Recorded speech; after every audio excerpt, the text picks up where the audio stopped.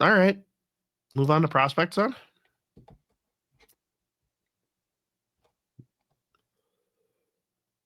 Isha.Jahromi. We're going to take away all of the Ryan Carter hair product from you. And Stevie Leskovar has signed his entry-level deal. And people are already upset that he isn't like a true NHLer. And why did we draft him in the 6th? We should have taken a swing on a high upside guy. That can't be real. Oh, yeah. That happened on Twitter. Plenty? Like, how? Really? I can't imagine getting upset about this. This literally. I also can't imagine getting upset about Boldy making an incredible play, but here we are. Here we are. Yeah, I mean, like, so Stevie Leskovar, actually, like the last couple of weeks, honestly, I've been watching Brampton a lot because they started playing really well. Obviously, they have Porter Martone, so it's just a good team to watch. He's played like really well. He's put up a couple points, which again, a couple is like 5 or 6 recently. Super physical, plays hard, and like I remember when they drafted like the first few weeks where it's like when he's just like he's capable of making plays, moving pucks, like defending well enough. Like he's a fine player. He's just like just running around like a lunatic.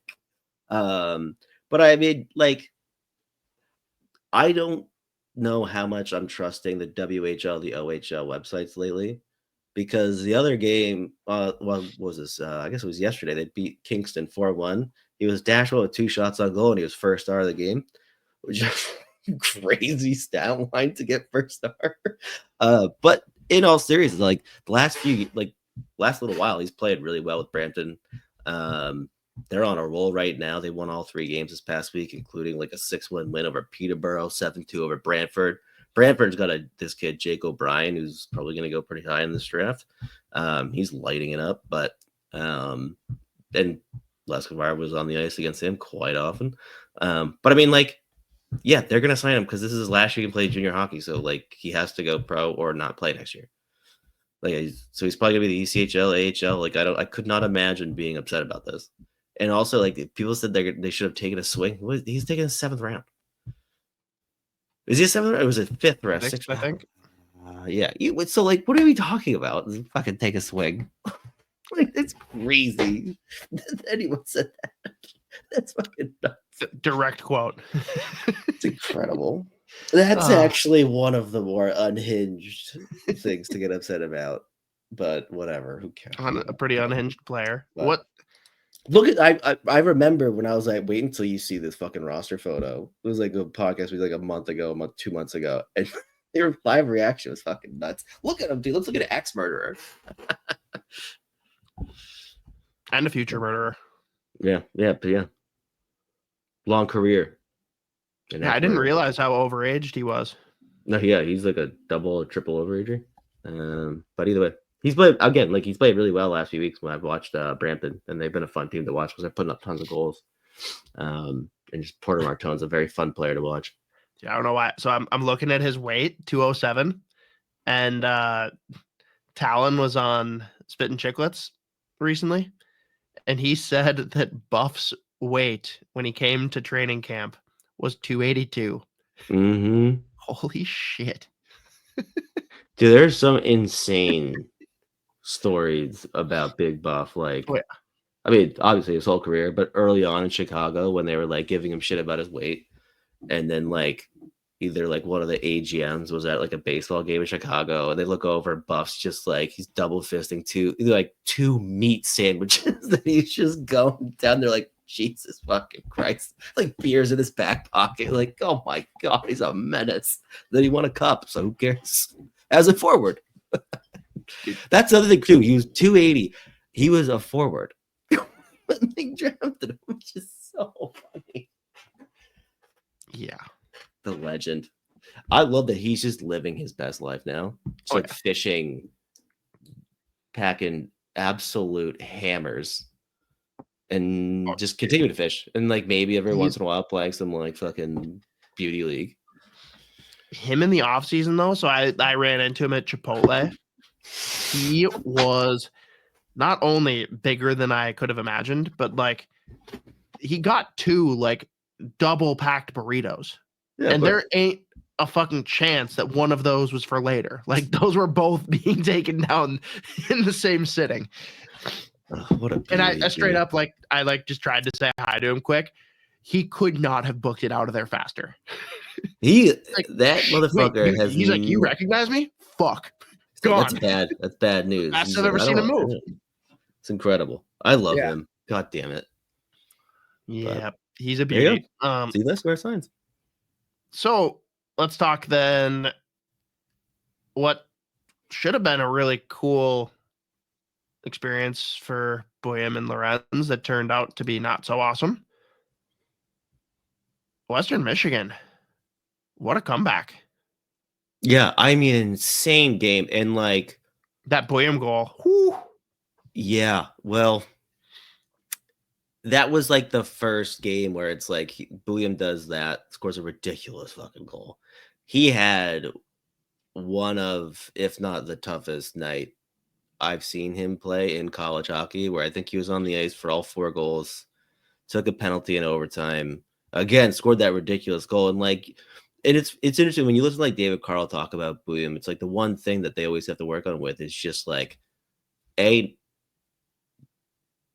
calming down, really. It's like a mental thing with him where it's just like he wants to make plays every single time he touches the puck. He wants the puck the whole time he's on the ice. Like I think there was a quote about from David Carl being like, you gotta stop like beaver deathing like angrily whenever you want the fucking puck, which is also like very funny. He's like, why is no one passing the fucking puck right now? Which I fucking love that. So whatever. But yeah, I mean, it was a tough game for him, but like outside of that, dude, I've been saying Western Michigan this whole year, like they are a scary team. And I forget which fucking is he leading the country in goals? But the Wild potentially, people are wondering if the Wild are interested in signing that free agent out of there from Western Michigan. But like they are a scary team. Like I'm almost like sad they're getting a new barn because that one's so old and the fans are again like on top of you and they are fucking unhinged. They're a very fun team to watch. Like they score 1 million goals every fucking game and like they just play relentless hockey.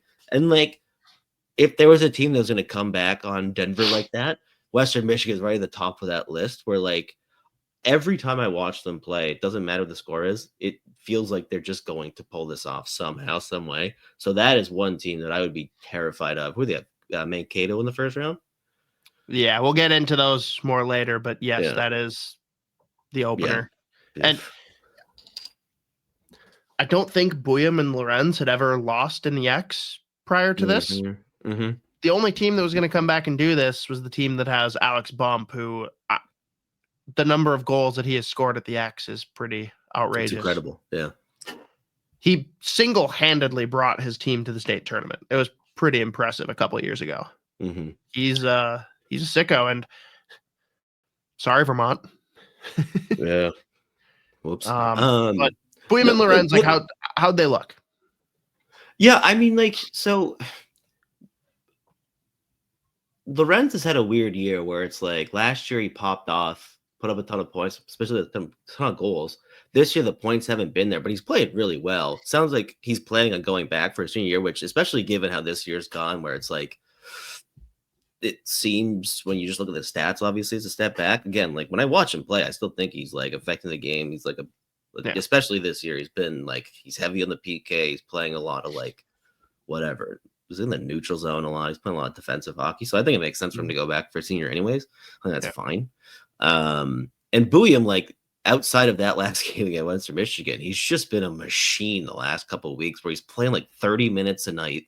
Again, he's on their first PK unit. He's on the first power play unit. Like, and again, it's just with him, it is just like a mental thing where he has to calm down sometimes and stop trying to do too much. Like he's trying to do everything when he's out there, especially in these big games. Like that game against Western Michigan in the championship was just like it was noticeable where it was like he needs to like just slow down a little bit.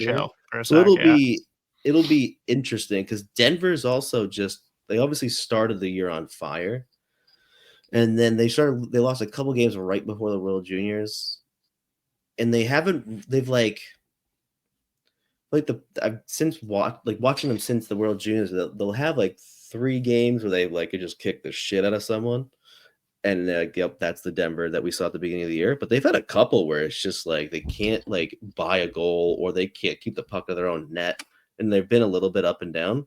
Like, so when I look at where they are for this first couple rounds here in the Frozen Four, they may be a little bit nervous, but it's going to be interesting because, like, let's say they go all the way. Was there one NHL game left before the playoffs? Like, assuming they make a long run again, I think there's like by the time the Frozen Four is up, there's one. So we'll see what happens with buium because he's going to sign whenever they're done. Yeah. But potentially, like, it's gonna be like 1 or 2 games. I saw someone. Can't remember if it was just like when we were talking about buium last week or 2 weeks ago or something. But they were like, "Why burn a year off the ELC for a couple games?" Yeah, like, that's what they're good. They like because if you don't, he'll go back. Yeah, like that's just how it works. No point. Yeah. So either way, he's gonna sign, but it'll be interesting to see. Just like.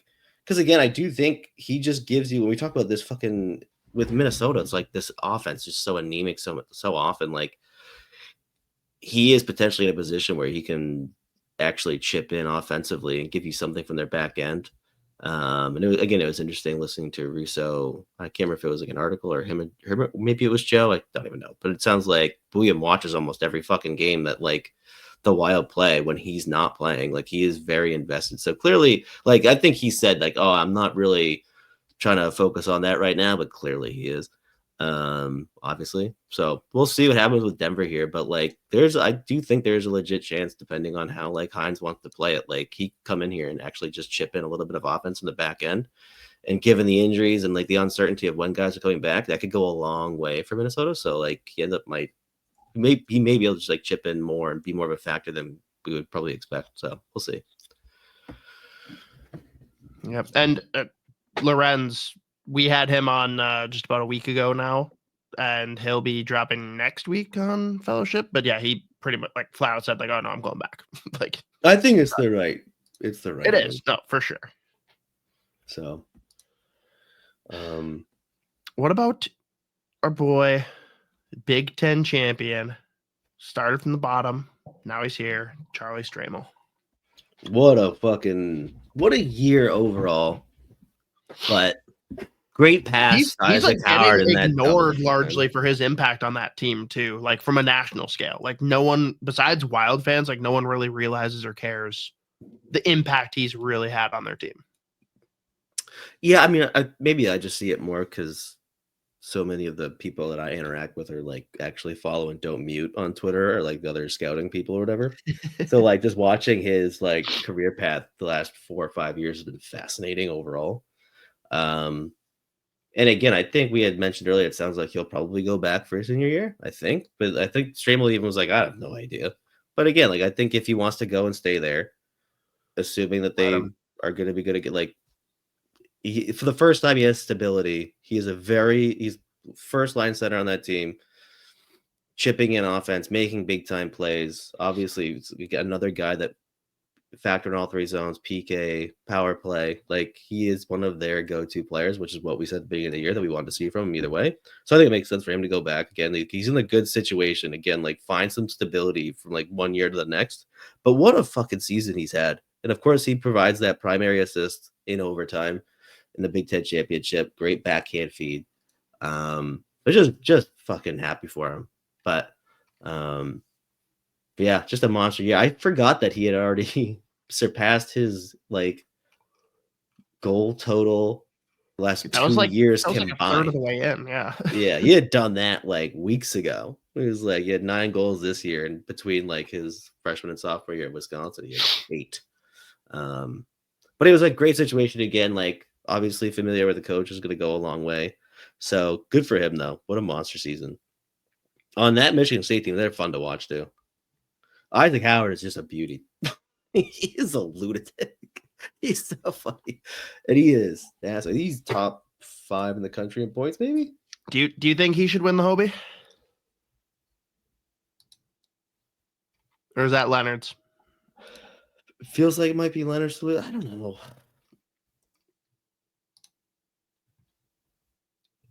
It feels like Leonard's gonna get it.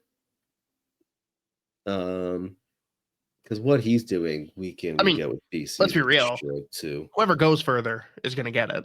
Yeah, that's how that. Like hockey is goes, weird. right? Like hockey and lacrosse are like the sports where like the postseason absolutely contributes to how the voting goes. Mm-hmm. Yeah, it feels about right. Whoever goes the farthest. Yeah. But yeah. Big Ten champ, Charlie Stramel, good for him. That's right.